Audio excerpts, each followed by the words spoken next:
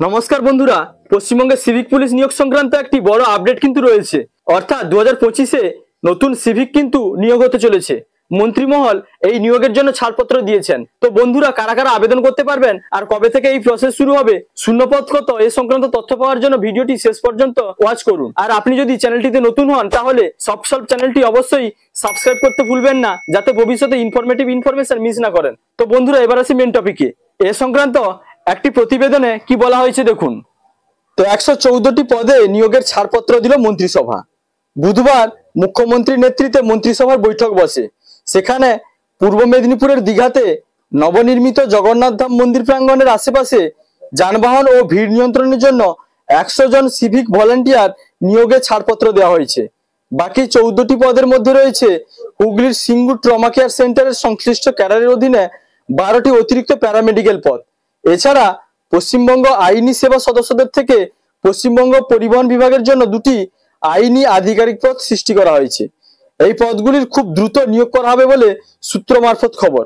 তো বন্ধুরা, আশা করি বুঝতে পারলেন, 30শে এপ্রিল দীঘা জগন্নাথ মন্দিরের কিন্তু উদ্বোধন হবে। আর সেই কারণে অতিরিক্ত যানবাহন ও ভিড় নিয়ন্ত্রণের জন্য কিন্তু শীঘ্রই সিভিকদের জন্য 100টি শূন্যপদ এবং প্যারামেডিক্যাল পদ হিসাবে 12টি এবং বাকি 2টি আইনি আধিকারিক পদ, অর্থাৎ মোট 114টি পদে কিন্তু নিয়োগের ছাড়পত্র দিয়েছে মন্ত্রিসভা। এবার দেখুন, পুরীর জগন্নাথ মন্দিরের আদলে সৈকত শহর দীঘায় তৈরি হয়েছে জগন্নাথ মন্দির। সৈকত শহরের সঙ্গে দীঘাকে সাংস্কৃতিক ও ধর্মীয় কেন্দ্র হিসাবে গড়ে তুলতে চাইছে রাজ্য। আগামী 30 এপ্রিল দীঘার জগন্নাথ দেবের মন্দিরের উদ্বোধন হবে।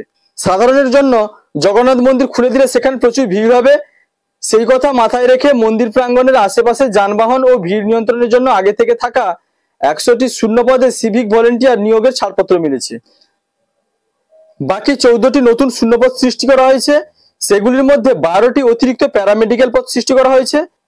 হুগলির সিঙ্গুর ট্রমা কেয়ার সেন্টারে অতিরিক্ত পদ নিয়োগ হলে সাধারণ মানুষ আরো ভালো চিকিৎসা পরিষেবা পাবে বলে মনে করা হচ্ছে। বাকি 2টি পদ তৈরি করা হয়েছে পশ্চিমবঙ্গ পরিবহন বিভাগের জন্য।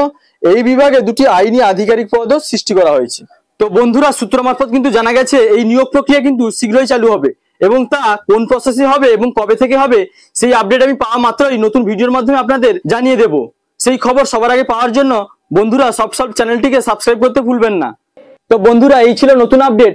ভিডিওটি ভালো লাগলে লাইক, কমেন্ট, শেয়ার এবং সাবস্ক্রাইব করতে ভুলবেন না। দেখা হচ্ছে পরবর্তী কোনো ইনফরমেটিভ ভিডিওর সঙ্গে। আপনারা ভালো থাকবেন, সুস্থ থাকবেন। Thank you.